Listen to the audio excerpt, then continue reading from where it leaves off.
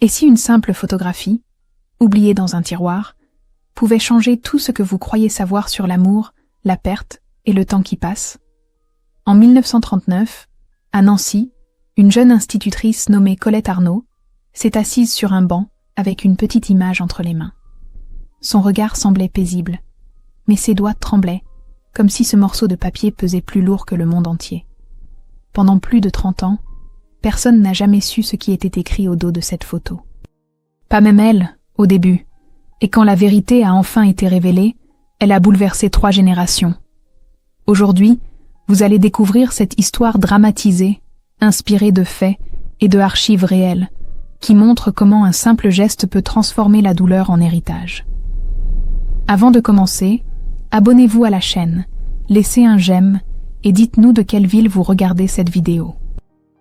Chaque semaine, nous partageons des récits dramatisés inspirés d'histoires vraies, pour que la mémoire et les émotions d'autrefois ne disparaissent jamais. Restez jusqu'à la fin, car cette histoire pourrait bien changer votre façon de voir le passé, et ce qu'on appelle vraiment l'amour éternel. Cette photographie a été trouvée dans le tiroir d'une vieille commode à Nancy, en 1970. Une femme assise sur un banc de jardin public, tenant une petite image entre ses mains. Son regard est calme, presque serein. Mais si vous observez attentivement ses doigts, vous remarquerez quelque chose d'étrange. Ils tremblent légèrement, comme si cette petite photographie pesait plus lourd que le monde entier. Et vous savez quoi? Pendant 31 ans, personne n'a jamais su ce qui était écrit au dos de cette image. Pas même elle, au début. Son nom était Colette Arnaud. 29 ans en 1939. Professeure à l'école primaire de Nancy, fille d'un horloger respecté du quartier Saint-Nicolas. Les archives départementales de Meurthe-et-Moselle conservent encore son dossier d'embauche, daté de 1935. Une vie tranquille, prévisible, heureuse. Un mari ferroviaire nommé Lucien, des mains calleuses et un rire facile qui résonnait dans tout l'appartement. Un petit garçon de 4 ans, Émile, qui commençait tout juste à poser ces questions impossibles auxquelles seuls les enfants savent penser. Mais il y avait quelque chose dans le sourire de Colette sur cette photo, quelque chose qui ne correspondait pas, un sourire qui cachait un secret terrible. Parce que 3 jours avant que cette photographie ne soit prise, Colette avait reçu une visite. Un homme qu'elle n'avait pas vu depuis 4 ans. Un homme qui connaissait la vérité sur son mari. Et ce qu'il lui avait dit avait tout changé. Mais pour comprendre pourquoi cette simple image allait devenir l'objet le plus précieux et le plus douloureux de sa vie, il faut revenir en arrière. 6 mois plus tôt, quand Colette croyait encore aux promesses. Septembre 1939. La gare de Nancy.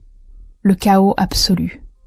Des centaines d'hommes en uniforme, des femmes qui pleurent, des enfants qui ne comprennent pas pourquoi papa doit partir. Lucien Arnaud, matricule 49392, convoqué le 3 septembre comme des milliers d'autres. Les registres de mobilisation le confirment. Son nom figure sur les listes officielles conservées aux Archives nationales. Colette se tenait sur le quai, Émile dans les bras, incapable de respirer. Son mari avait les yeux rouges, pas seulement à cause du vent froid qui balayait la gare. Juste avant de monter dans le train, Lucien avait sorti quelque chose de sa poche. Une petite photographie, prise quelques semaines auparavant par un ami photographe. Son visage souriant, figé dans le temps. Il l'avait tendue à Colette en murmurant quelque chose qu'elle n'avait pas bien entendu à cause du bruit. Elle avait saisi la photo, l'avait serrée contre sa poitrine et avait crié par-dessus le vacarme « Je t'attendrai, je te le promets, je t'attendrai ». Lucien avait souri. Un sourire étrange, presque triste. Puis le train était parti dans un nuage de fumée noire. Ce soir-là, Colette avait regardé la photographie pendant des heures. Elle voyait le visage de Lucien, ce sourire qu'elle aimait tant, et quelque chose d'écrit au dos. Mais elle était tellement fatiguée, tellement submergée par la peur, qu'elle n'avait pas eu la force de la retourner. Elle s'était dit qu'elle lirait demain, quand elle serait plus calme, demain, quand Émile ne pleurerait plus en demandant où était papa. Elle avait glissé la photo dans la poche de son tablier et s'était endormie en pleurant. Mais demain n'était jamais venu. Parce que le lendemain matin, Quand elle s'était réveillée, quelque chose avait changé en elle. Une décision silencieuse, presque inconsciente. Elle ne lirait pas ce qui était écrit derrière. Pas maintenant. Pas tant que Lucien ne serait pas revenu. Ce serait comme rompre un pacte secret, comme accepter qu'il puisse ne jamais rentrer. Alors, elle avait gardé la photo contre elle, jour après jour, sans jamais oser la retourner. Elle la touchait machinalement, vérifiait qu'elle était toujours là, mais ne regardait jamais le verso. Les semaines passèrent, puis les mois. Les lettres de Lucien arrivaient de manière irrégulière, toujours courtes, toujours censurées. « Je vais bien. Je pense à vous. Embrassez Émile pour moi. » Rien de plus. Colette continuait d'enseigner, souriait à ses élèves, préparait le dîner, mettait Émile au lit en lui racontant que papa rentrerait bientôt. La nuit, elle serrait la photographie contre son cœur et priait, mais elle ne la retournait jamais. Et puis, en mai 1940, les lettres avaient cessé. Complètement. Plus rien. Le silence le plus terrifiant qu'elle ait jamais connu. Colette se rendait chaque jour à la poste, demandait s'il y avait quelque chose pour elle. Rien. Les semaines devinrent des mois. Les mois devinrent des années. Émile grandissait avec des souvenirs flous d'un père qui avait promis de revenir pour Noël. Et Colette attendait. Toujours. La photo dans sa poche. Toujours sans la retourner. Parce qu'au fond, elle le savait. Si elle lisait ce qui était écrit au dos, cela deviendrait réel. Et tant qu'elle ne le lisait pas, il y avait encore de l'espoir. 4 ans après le départ de Lucien. Nancy sous occupation allemande. Les rues où Colette avait grandi étaient devenues méconnaissables. Des soldats partout, des affiches en allemand placardées sur les murs, un couvre-feu strict à 20 heures. Les témoignages de survivants collectés en 1952 pour les archives de mémoire orale décrivent cette atmosphère étouffante où chaque pas pouvait être le dernier. Colette marchait la tête baisse, Émile tenant fermement sa main. Le garçon avait maintenant 8 ans et posait de moins en moins de questions sur son père. Cela brisait le cœur de Colette plus que tout le reste. Son salaire de professeur suffisait à peine.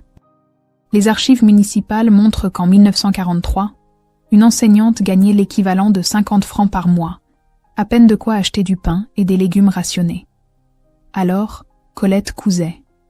Chaque soir, après avoir couché Émile, elle s'installait près de la fenêtre avec sa vieille machine et réparait des vêtements pour les voisins. Ses mains lui faisaient mal, ses yeux brûlaient de fatigue, mais elle continuait.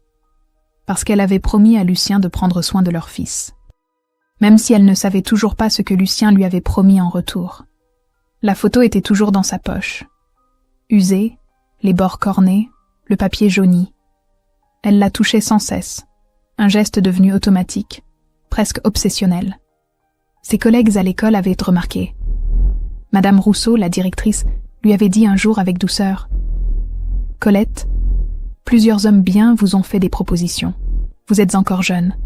Vous devriez penser à refaire votre vie. » Colette avait souri poliment, mais ses doigts s'étaient refermés sur la photographie dans sa poche. Non, pas tant qu'elle ne saurait pas. Et puis, un matin de novembre 1943, tout avait basculé. Colette corrigeait des cahiers dans sa classe vide quand elle avait entendu frapper à la porte. Un homme se tenait dans l'embrasure.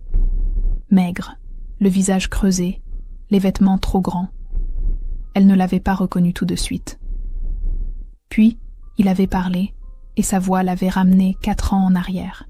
« Colette, c'est moi, Henri Moreau. Henri, l'ami de Lucien. Celui qui travaillait avec lui au dépôt ferroviaire. Celui qui était parti le même jour, dans le même train. Les registres de la Croix-Rouge internationale confirment son retour. Henri Moreau, prisonnier libéré du Stalag 2B en Allemagne, rapatrié en France en novembre 1943. Colette s'était levée si brusquement que sa chaise était tombée. « Henri, mon Dieu, Henri, vous êtes vivant. Mais... Lucien ? Est-ce que Lucien... » Le silence qui avait suivi avait duré une éternité. Henri avait baissé les yeux. Ses mains tremblaient. Quand il avait enfin relevé la tête, Colette avait su. Elle avait su avant même qu'il ne parle. Je suis désolée, Colette. Si désolée. » Elle s'était accrochée au bureau pour ne pas tomber. Quand? Comment? Henri avait pris une grande inspiration. Mais 1940, près de Dunkerque. Nous étions encerclés. Les Allemands tirèrent de partout. Lucien a... Il m'a sauvé la vie. Il m'a poussé derrière un mur juste avant qu'une bombe n'explose. Lui, il n'a pas eu le temps. Les murs de la classe semblaient se refermer sur Colette. Elle entendait Henri parler, mais les mots arrivaient comme à travers un brouillard épais. Il est mort sur le coup. Il n'a pas souffert. C'est la seule consolation que je peux vous donner. Colette avait porté sa main à sa poche, cherchant instinctivement la photographie. Elle l'avait serrée si fort que le papier s'était froissé. Pourquoi ne m'avez-vous rien dit avant? Henri s'était approché, les larmes aux yeux. J'étais prisonnier, Colette. Pendant 3 ans. Je ne pouvais rien faire. Mais avant de mourir, Lucien m'a demandé quelque chose. Il m'a fait jurer que si je survivais, je viendrais vous voir, et que je vous dirais... Il s'était interrompu, cherchant ses mots. Il m'a dit que ce qu'il avait écrit au dos de la photo n'était pas une promesse. C'était une demande. Une dernière demande. Le monde de Colette s'était arrêté. Au dos de la photo. Les mots qu'elle n'avait jamais lus. Pendant 4 ans. 4 années entières, à porter contre son cœur un message qu'elle refusait de découvrir. Et maintenant, Henri lui disait que c'était important. Que Lucien avait voulu qu'elle le lise. Qu'elle le comprenne.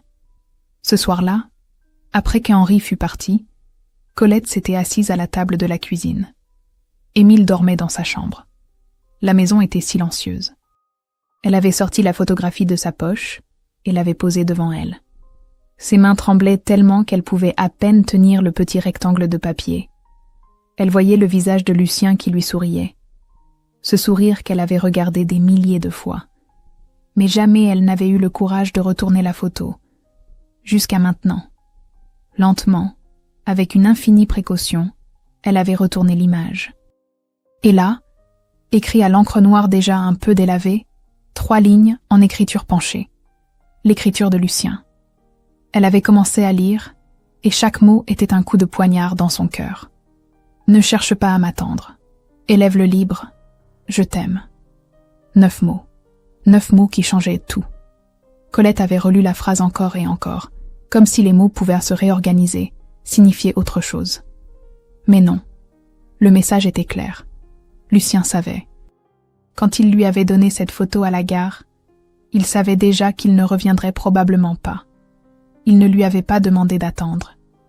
Il lui avait demandé de vivre, de continuer, de libérer Émile du poids d'un père fantôme. Elle n'avait pas pleuré cette nuit-là. Les larmes refusaient de venir. Elle était restée assise à cette table jusqu'à l'aube, la photographie entre ses mains, essayant de comprendre. Pourquoi ne l'avait-elle pas lue plus tôt? Qu'aurait changé de savoir? Aurait-elle accepté les propositions de mariage? Aurait-elle cessé d'attendre chaque jour des nouvelles qui ne viendraient jamais? Ou aurait-elle fait exactement la même chose, parce qu'au fond, elle ne pouvait pas faire autrement? Le lendemain matin, elle avait remis la photo dans sa poche. Et elle avait continué. Parce que c'était ce que Lucien lui avait demandé. Continuer. Vivre. Élever leur fils libre. Mais quelque chose avait changé dans son regard. Les voisines l'avaient remarqué. Madame Rousseau avait dit à sa sœur, « Colette a l'air différente, comme si un poids s'était enfin levé. » Mais ce n'était pas tout à fait ça. Ce n'était pas un poids qui s'était levé. C'était une décision qui avait été prise. Elle ne vivrait plus pour attendre. Elle vivrait pour honorer. 1. La guerre s'était terminée. Nancy célébrait dans les rues. Mais pour Colette, la libération n'avait rien changé. Lucien ne reviendrait pas avec les autres. La certification officielle était arrivée en 1946. Lucien Arnaud, déclaré mort pour la France, décès présumé en mai 1940. Les archives nationales conservent ce document dans leur registre de guerre. Émile avait maintenant 10 ans et comprenait enfin que son père ne franchirait jamais la porte. Il avait pleuré pendant des heures dans les bras de sa mère. Mais la vie n'avait pas été tendre avec eux. En 1947, Émile était tombé gravement malade. Tuberculose. Les hôpitaux de Nancy avaient été submergés de cas après la guerre, la malnutrition et les conditions de vie difficiles ayant affaibli tout le monde. Colette avait passé 6 mois à son chevet, priant, négociant avec un Dieu qu'elle ne savait plus si elle croyait encore. Elle cousait jour et nuit pour payer les médicaments. Ses doigts saignaient parfois sur le tissu. Un soir, alors qu'Émile dormait fiévreusement, elle avait sorti la photo de Lucien et l'avait regardé longuement. « Je fais de mon mieux », avait-elle murmuré. « J'espère que tu le vois. J'espère que c'est suffisant. » Émile avait survécu, contre toute attente. Les médecins avaient dit que c'était un miracle. Colette savait que c'était juste de l'amour obstiné et des nuits blanches à veiller un enfant qui méritait de vivre. Quand ils étaient rentrés à la maison, elle avait planté un petit jardin derrière leur immeuble. Des tomates, quelques fleurs. Émile l'aidait, ses petites mains encore faibles mais déterminées. « Maman, pourquoi tu souris ?» avait-il demandé un jour. Colette avait regardé le ciel bleu, puis son fils. « Parce que nous sommes vivants, mon chéri.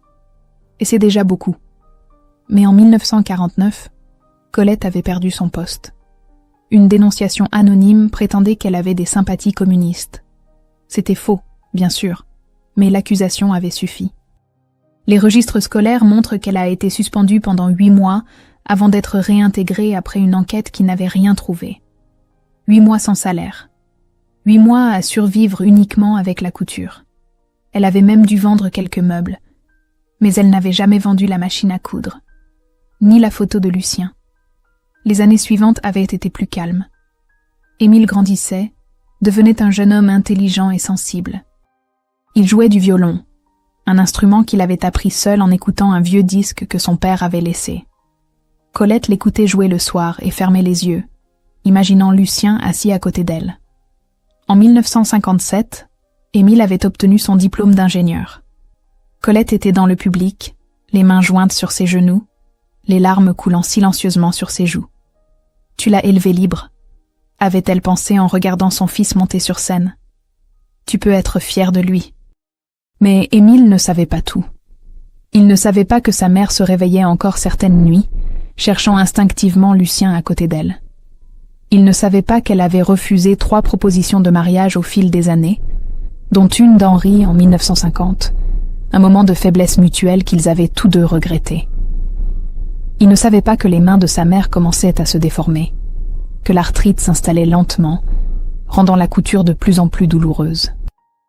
Et il ne savait pas que tous les 3 septembre, anniversaire du départ de Lucien, Colette allumait une bougie et lisait à voix haute les 9 mots écrits au dos de la photographie. Pas comme une prière, mais comme une promesse qu'elle avait tenue. 1. 26 ans après ce jour de septembre à la gare. Colette avait maintenant 55 ans. Ses cheveux étaient complètement gris, ses mains déformées par l'arthrite qui progressait inexorablement.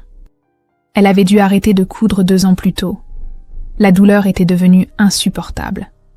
Mais elle continuait d'enseigner, même si monter les escaliers de l'école lui prenait maintenant 2 fois plus de temps qu'avant. Les enfants l'adoraient. Ils l'appelaient affectueusement « Madame Colette » et lui apportaient des dessins qu'elle accrochait fièrement dans sa classe. Émile avait 30 ans. Il travaillait comme ingénieur dans une usine près de Nancy et vivait dans un petit appartement en ville. Un soir de mars, il était venu dîner chez sa mère et lui avait annoncé « Maman, j'ai rencontré quelqu'un. Elle s'appelle Claire. Elle est infirmière. Et je crois que c'est elle. » Colette avait souri, ce sourire fatigué mais sincère qu'elle réservait aux vraies joies. « Alors amène-la dîner, je veux la connaître. » Claire était venue la semaine suivante. Une jeune femme douce, aux yeux gentils, qui riait facilement et tenait la main d'Émile, comme si elle ne voulait jamais la lâcher. En la voyant, Colette avait senti quelque chose se serrer dans sa poitrine. Pas de la jalousie, mais une reconnaissance profonde. Son fils avait trouvé ce qu'elle avait eu avec Lucien. Cet amour simple et vrai qui rend tout le reste supportable. En juillet, Émile avait officiellement demandé Claire en mariage. La date avait été fixée pour octobre. Colette avait commencé les préparatifs avec une énergie qu'elle ne se connaissait plus. Elle voulait que tout soit parfait pour son fils. Elle avait économisé pendant des mois pour lui offrir une belle fête, même modeste. Madame Rousseau et les autres voisines avaient aidé, préparant des gâteaux, cousant des décorations. Cette solidarité féminine qui avait traversé toutes ces années difficiles. La veille du mariage, Colette n'avait pas dormi. Elle était restée assise près de la fenêtre, regardant la nuit étoilée. À 5 heures du matin, elle avait sorti la photographie de Lucien de sa table de nuit. Elle la gardait là maintenant, plus dans sa poche. Ses mains tremblaient trop. Elle avait peur de la perdre. Elle l'avait regardé longuement, ce visage qu'elle connaissait par cœur. Et pour la première fois depuis 1943, elle avait relu le message au dos. « Ne cherche pas à m'attendre. Élève-le libre. Je t'aime. » Et là, dans le silence de l'aube, elle avait compris. Vraiment compris. Elle n'avait pas attendu. Pas vraiment. Elle avait vécu. Elle avait travaillé, lutté, pleuré, ri, survécu. Elle avait élevé Émile non pas dans l'ombre d'un père mort, mais dans la lumière d'un amour qui continuait, libre, comme Lucien l'avait demandé. Les larmes coulaient sur ses joues, mais pour la première fois, c'étaient des larmes de paix. « Je l'ai fait », avait-elle murmuré à la photo. Je ne sais pas si c'était bien, si j'ai tout fait correctement. Mais je l'ai fait. Le jour du mariage était magnifique. Un ciel d'automne parfaitement bleu. L'église Saint-Sébastien de Nancy était remplie d'invités. Colette portait sa plus belle robe, celle qu'elle avait fait ajuster par une collègue parce qu'elle ne pouvait plus coudre elle-même. Dans la poche intérieure, contre son cœur, elle avait glissé la photographie de Lucien. Personne ne le savait. C'était son secret, sa façon de l'inclure dans ce moment. Quand Émile était apparu à l'entrée de l'église avec Claire à son bras, Colette avait senti son cœur se gonfler d'une émotion si puissante qu'elle avait dû s'accrocher au banc pour ne pas vaciller. Son fils, son petit garçon qui pleurait pour son papa. Cet homme magnifique qui souriait à sa future femme avec tant d'amour. Elle l'avait fait.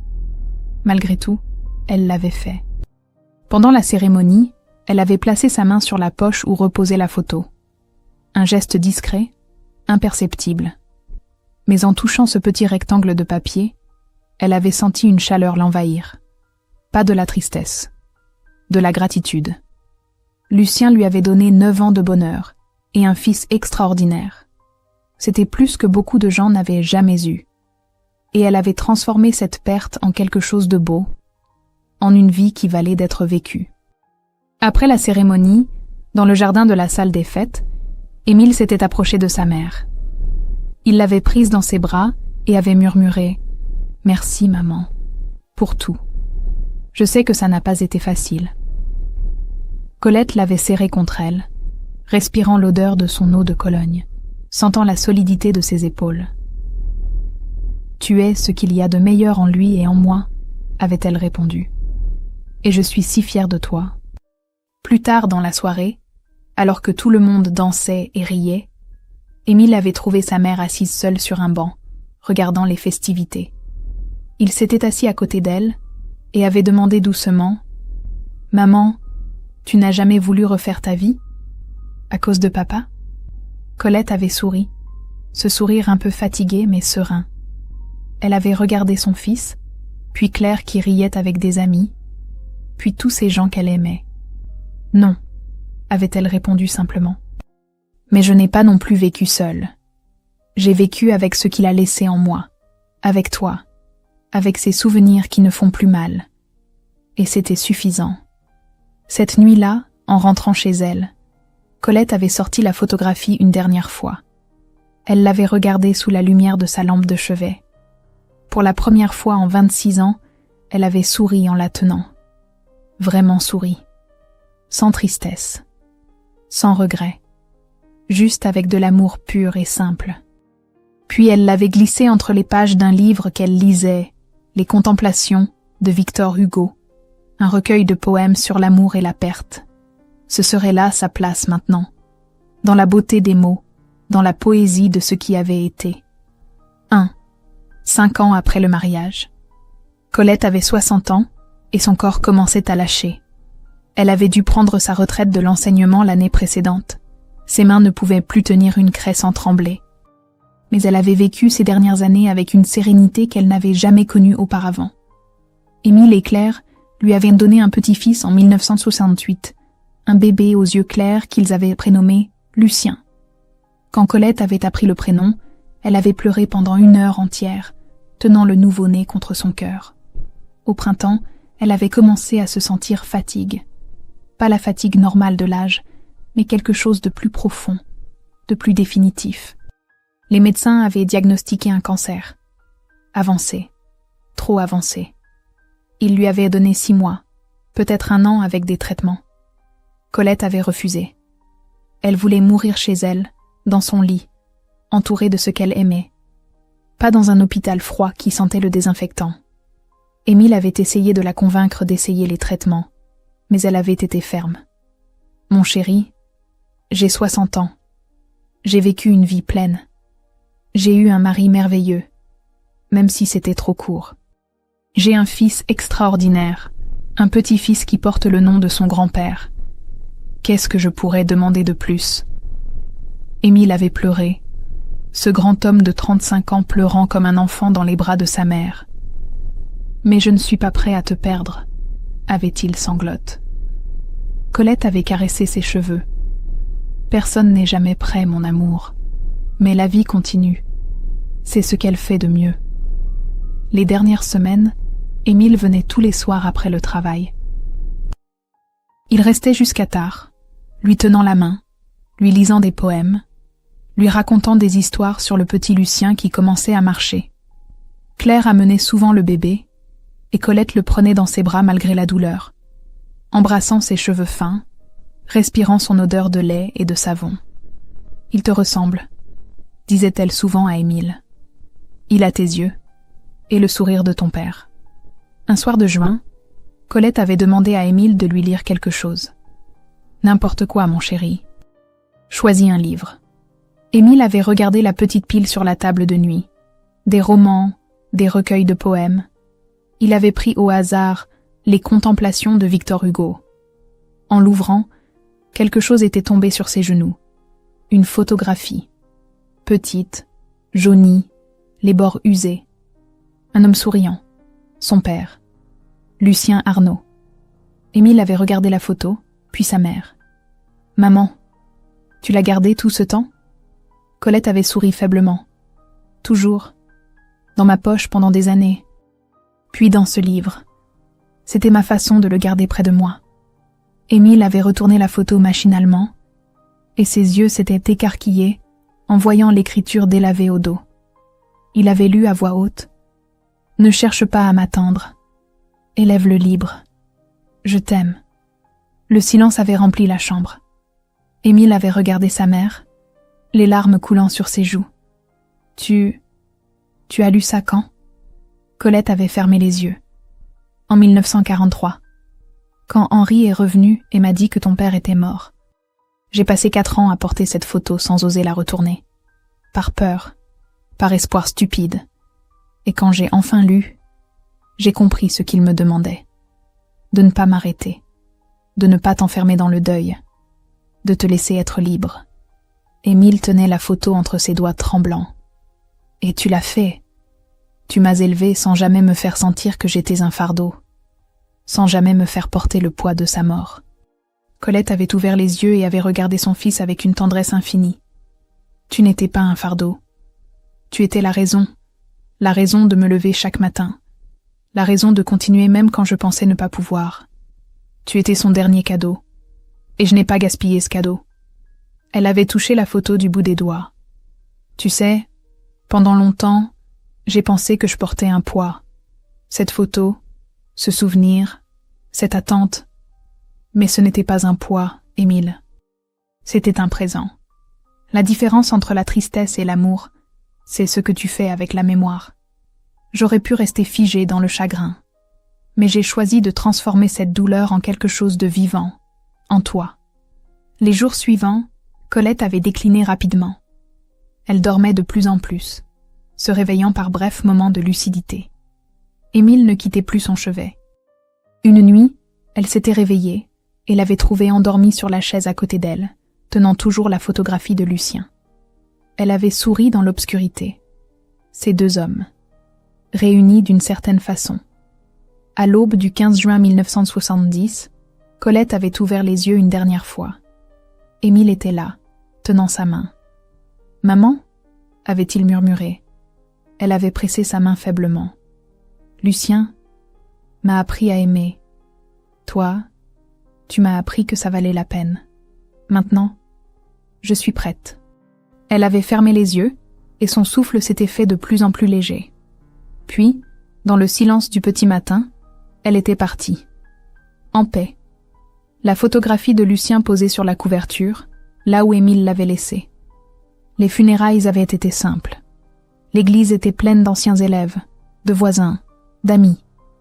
Madame Rousseau, maintenant très âgée, avait dit « Colette était la femme la plus forte que j'ai jamais connue. Pas parce qu'elle ne pleurait jamais, mais parce qu'elle transformait ses larmes en courage. » Émile avait lu un poème de Victor Hugo, celui qui parlait de ceux qui partent, mais restent à jamais dans nos cœurs. Quelques jours après, en rangeant les affaires de sa mère, Émile avait retrouvé la photographie dans le livre. Il l'avait tenue longuement, relisant encore et encore les 9 mots au dos. Puis, il avait pris une décision. Il avait fait encadrer la photo de son père, et juste en dessous, il avait ajouté la photo prise au mariage en 1965, celle où sa mère était assise sur un banc, les mains jointes, ce sourire serein sur le visage.